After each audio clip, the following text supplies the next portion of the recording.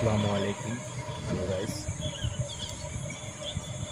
যেটা দেখতে পাচ্ছেন এটা আমাদের গ্রামের আর কি খেতি জমি।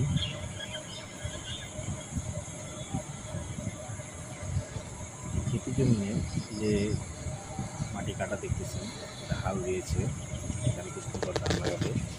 আর এই যে বড় বড় ঘাসগুলো দেখতেছেন, এগুলো কিন্তু গরুর খাওয়ার ঘাস, এগুলো চাষ করা যায়।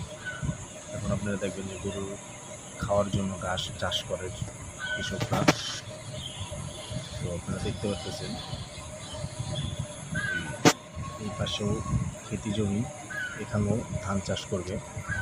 আর ওই যে দূরে দেখতে পাচ্ছেন বড়গুলো ঘাস, এগুলো কিন্তু পাট গাছ, যাকে বলে পাট শাক আর কি। এই পাট দিয়ে অনেক কিছু তৈরি হয়। পাট ক্ষেতের জমি এটা আর কি, মানে পাট চাষ করছে। এখানে কিছুদিন পর আবার ধানও চাষ করবে, আপনারা দেখতে পাবেন।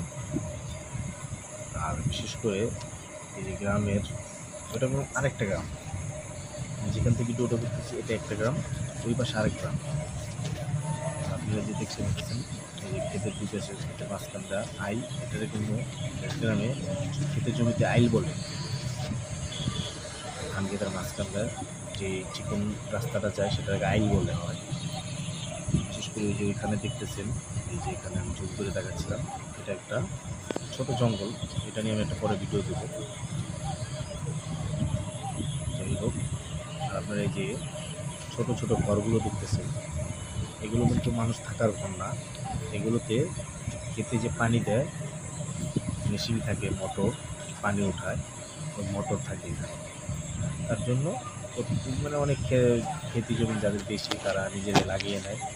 এখানে ম্যাক্সিমাম দেখেন নিজেদেরই ঘর, খেতি মানে ধান চাষ করার জন্য।